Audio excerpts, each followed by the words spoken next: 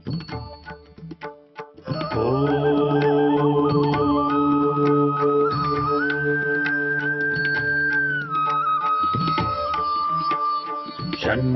मित्रः शं वरुणः शन्नो भवत्वर्यमा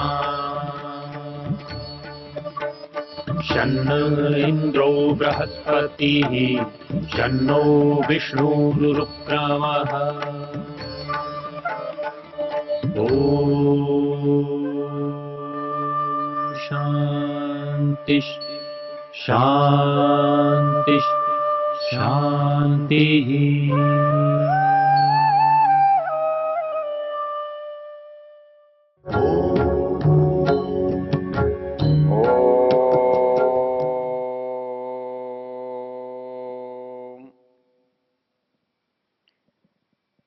हम यजुर्वेद के 32वें अध्याय की चर्चा कर रहे हैं। सभी मंत्रों में हमने देखा परमेश्वर के संबंध में, उसके गुण कर्म स्वभाव के संबंध में यहाँ विस्तार से कहा गया है। आज जो मंत्र है उसमें परमेश्वर के लिए क्या कहा है। मंत्र कहता है परिद्यावा पृथ्वी सद्ययित्वा परिलोकान परिदिशः परिस्वः ऋतस्य तंतुम विततम विसृत्य तदपश्यत तदभवत तदासीत। इस मंत्र का ऋषि स्वयंभू ब्रह्मा है और इसका देवता परमात्मा है। निश्चित रूप से इस मंत्र में परमेश्वर के विषय में कहा गया है। अब परमेश्वर के विषय में क्या कहा गया है? वो ये कहता है कि ये जो परमेश्वर इस संसार में किस तरह से विद्यमान है। परिद्यावा पृथ्वी सद्ययित्वा, संसार में चाहे द्युलोक हो या पृथ्वीलोक हो, सूर्य हो या पृथ्वी हो, अंतरिक्ष हो, आकाश हो, कहता है कि वो सद्ययित्व, उसको उसने तत्काल व्याप्त किया हुआ है। परिद्यावा पृथ्वी सद्ययित्व परिलोकान परिदिशः परिस्वः, उसने लोकों को भी व्याप्त किया हुआ है, उसने अंतरिक्ष को भी व्याप्त किया हुआ है, और स्वः शब्द स्वर्ग और सुख के लिए आया है। वो समस्त जो स्थान हमारे लिए कल्याणकर हैं, जो बातें हमारे लिए अच्छी हैं, सुख देने वाली हैं, उनमें भी उसी का अस्तित्व है, उसी की क्रिया है। परिद्यावा पृथ्वी सद्ययित्व परिलोकान परिदिशः परिस्वः। आगे कहता है ऋतस्य तंतुम विततम विसृत्य। इस निर्माण के लिए जिस नियम की आवश्यकता है, वो नियम आप संसार में सभी स्थानों पर देख सकते हैं। अपने यहाँ संस्कृत में दो शब्द हैं, एक ऋत है और एक सत्य है। कई बार ये प्रश्न होता है ये पर्यायवाची हैं या इनमें कोई अंतर है। अध्ययन से ये लगता है कि सत्य जो व्यवहार में बात आ रही है उसके संदर्भ में है, और ऋत जो है वो शाश्वत नियमों के लिए, सनातन नियमों के लिए अधिकांश प्रयोग में आता है। जैसे संध्या के मंत्रों में आता है ऋतंच सत्यंचाभिधात तपसोऽध्यजायत, अर्थात जो नियम व्यवस्था इस संसार के होने के लिए, बनने के लिए आवश्यक है, उसने उसको फैला रखा है। अर्थात जहां जहां संसार है, संसार का निर्माण हुआ है, वहां वहां आप उस नियम को देख सकते हैं। संसार में एक भी स्थान ऐसा नहीं है जहां कुछ निर्माण तो हुआ हो लेकिन उसका नियम नहीं दिखाई देता। वास्तव में तो परमेश्वर के होने का जो बोध होता है, परमेश्वर की सत्ता का जो हम अनुमान करते हैं, उस अनुमान करने का जो मुख्य आधार है, उस मुख्य सहायक बात है, वो है उसकी व्यवस्था, उसका नियम। जहां वो कुछ भी कर रहा है उसका कर्तृत्व हमें दिखाई देता है। हम पीछे देख चुके हैं, जहां नियम है वहां नियामक है, जहां व्यवस्था है वहां व्यवस्थापक है, जहां पर क्रिया है वहां कर्ता है। अर्थात इनकी उपस्थिति के बिना वो काम संभव नहीं है। और संसार की प्रत्येक वस्तु को यदि हम देखें तो वहां ये सब बातें अनिवार्य रूप से दिखाई देती हैं। जहां क्रिया हो रही है तो वो कर्ता के बिना संभव नहीं है। इसलिए जहां जहां क्रिया है वहां वहां कर्ता है, ये हमें निश्चित बोध होता है, मालूम पड़ता है। जहां व्यवस्था दिखाई दे रही है वहां पर व्यवस्थापक का होना अनिवार्य है, उसकी उपस्थिति के बिना वो काम नहीं होता है। जहां नियम है, कहीं आगे और कहीं पीछे कोई चीज हो रही है तो उसका एक निश्चित क्रम है, ऐसा ही होने से ऐसा होगा, ये परिणाम है, तो वहां नियामक का होना भी आवश्यक है। तो इस संसार में कहीं ऐसा स्थान नहीं है जहां पर नियम न हो, नियम दिखाई न देता। इस मंत्र में जो बात कही है कि वो द्युलोक में और पृथ्वीलोक में भी है, अर्थात आप द्युलोक में भी नियम को देख सकते हैं, पृथ्वीलोक में भी नियम को देख सकते हैं। सामान्य रूप से नियम व्यवस्था ये सब व्यक्ति में, समाज में हम देखते हैं, किंतु हमारी नियम व्यवस्था क्यों कमजोर होती है? उस व्यवस्था में हम समुपस्थित नहीं रहते, नहीं रह पाते।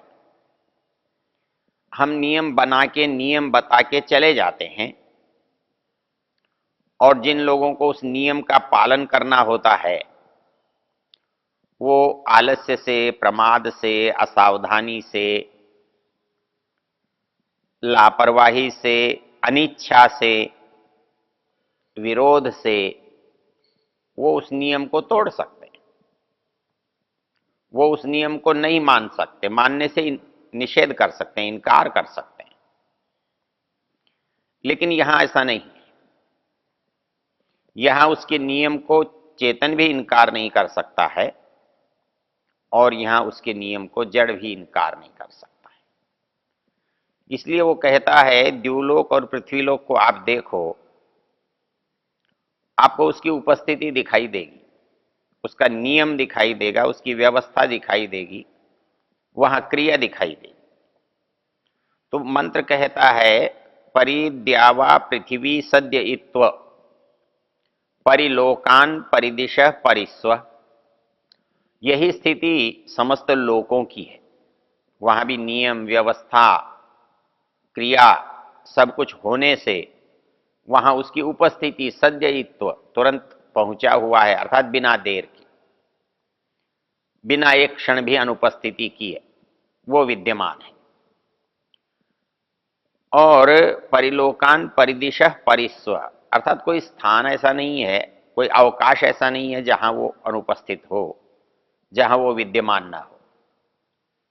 तो इस दृष्टि से परिलोकान परिदिशः परिस्व, और इसीलिए वो क्या करता है, ऋतस्य तंतुम विततम विसृत्य, जो ऋत है, नियम है, उसका जो विस्तार है, तंतु तनु विस्तारे विस्तार है, वो कैसा है, विततम फैला हुआ है, दूर तक फैला हुआ है, उसने उसको सब जगह डाल दिया है। मंत्र में 3 शब्द हैं, 3 क्रिया हैं, बड़ी रोचक हैं। तद अपश्यत, तद अभवत, तद आसीत। सामान्य संस्कृत में इसका अर्थ होता है तत् अपश्यत, उसको देखा, तत् अभवत, वह हुआ, तत् आसीत, वह था। हमें वेद मंत्रों का अर्थ करते समय जैसे 2-3 बातों को देखना था। हमने ये देखा था कि वेद मंत्रों के शब्दों का जो अर्थ है उसको आज के कोश से हम नहीं कर सकते। आज के कोश में दिए हुए अर्थों से हम उसका अर्थ नहीं कर सकते। क्यों? कि कोश का निर्माण आज हुआ है और वेद की रचना पुरानी है, तो उस समय उन शब्दों का क्या अर्थ था, तो आवश्यक नहीं है कि वही अर्थ आज तक चला आ रहा है।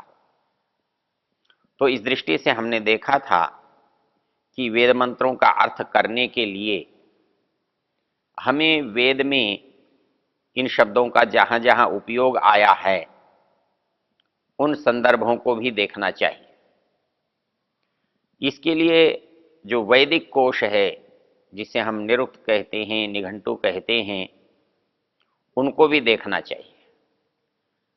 और जो वैदिक साहित्य है, चाहे वो ब्राह्मण ग्रंथ हैं, आरण्यक हैं, उपनिषद हैं, शाखा हैं, प्रातिशाख्य हैं, यदि उनको भी देख लेते हैं तो हमें मंत्रों का अर्थ करना बहुत आसान होता है।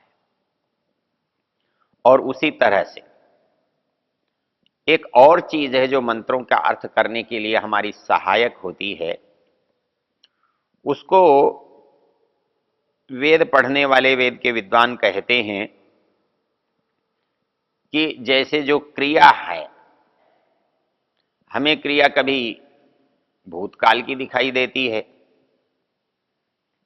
कभी भविष्यत की दिखाई देती है, कभी वर्तमान की दिखाई देती है।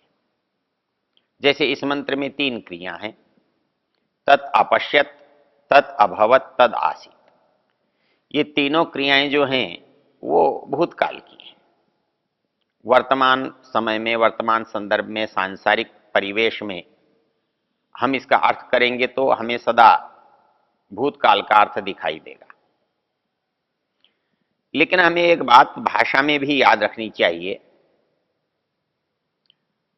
जब यास्क के सामने एक प्रश्न उठाया गया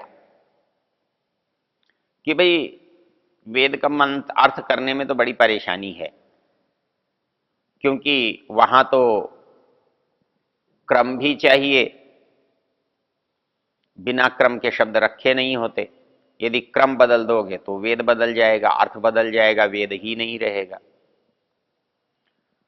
और वेद के उन शब्दों का जहां आवश्यकता नहीं है प्रयोग देखते हैं, और कई जगह ऐसा भी दिखाई देता है कि इनका यहां से कोई संदर्भ नहीं है, तो उसकी चर्चा अलग से कभी करेंगे। लेकिन वहां एक युक्ति दी है, वो युक्ति दी है कि बात जैसी है वैसी न कह के दूसरी तरह से क्यों कही जाए। वो कहता है कि अदिति सर्वम एकैव रुद्रो अवतस्थे न द्वितीय। यहां पर वो कहता है झूठ लग रहा है। कहता है एक ही रुद्र है, और अगले ही मंत्र में आता है असंख्याता रुद्राणी अधिभूम्यम, अर्थात इस संसार में असंख्य रुद्र हैं। दर्शनकार कहते हैं बुद्धिपूर्वा वाक्य कृतिर्वेदे, वेद में जो बात कही गई है वो बुद्धिपूर्वक कही गई है। जब एक सामान्य बुद्धि भी रखने वाला व्यक्ति भी विपरीत बात नहीं करता, विपरीत दिशा की बात नहीं करता, प्रसंग से हटकर प्रसंग के विरोध की बात नहीं करता, तो फिर वेद में विपरीत होने का प्रश्न कैसे है? तो जहां पर यदि हमें दिखाई देता है कि वेद में विरोध है, तो या तो उसका समाधान होना चाहिए या वो गलत माना जाना चाहिए। तो जब कहा गया एक एव रुद्रो अवतस्थे न द्वितीय, संसार में एक ही रुद्र है, दूसरा कोई नहीं है, और दूसरी जगह कहा गया असंख्याता रुद्राणी अधिभूम्याम, असंख्य रुद्र हैं। कहता है अदिति ही सर्वम, दुनिया में सब कुछ अदिति है। वेद में अदिति शब्द सूर्य के लिए भी आता है और वेद में अदिति शब्द परमेश्वर के लिए भी आता है, वेद में अदिति शब्द प्रकृति के लिए भी आता है। तो आचार्य यास्क ने इन उदाहरणों के द्वारा जब ये बताया कि लोग ऐसा कहते हैं कि वेद में गलत है, वेद में विरोध है, तो आचार्य यास्क ने एक बहुत आसान तरीका लिया समझाने का, और वो कहते हैं यदि भाई संसार के प्रयोग में लोक व्यवहार में वैसा मिले तो उसे मानोगे कि नहीं मानोगे?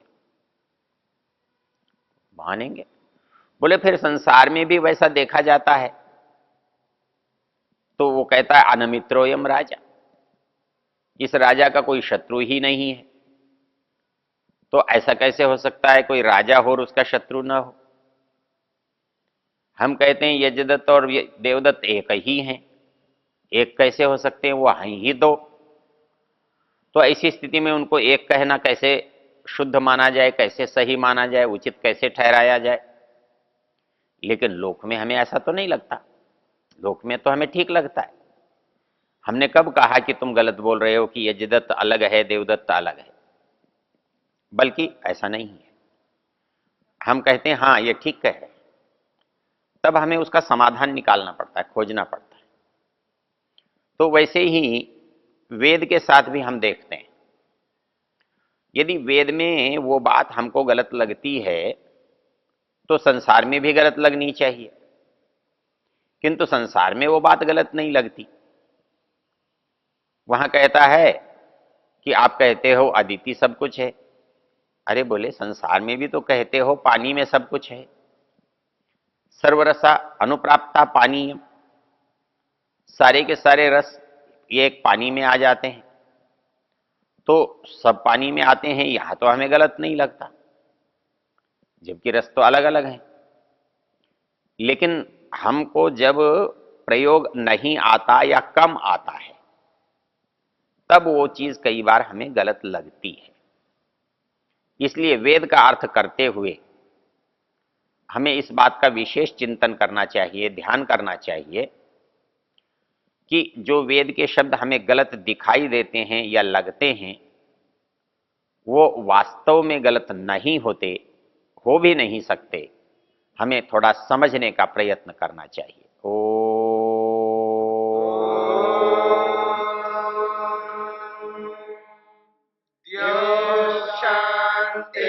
शान्तिरन्तरिक्षं शान्तिर्पृथिवी शान्तिरापः शान्तिरोषधयः शान्तिः वनस्पतयः शान्तिर्विश्वे देवा शान्तिर्ब्रह्म शान्ति सर्वं शान्ति शान्तिरेव शान्ति क्षमा शान्तिरेधि ॐ शान्ति शान्ति शान्तिः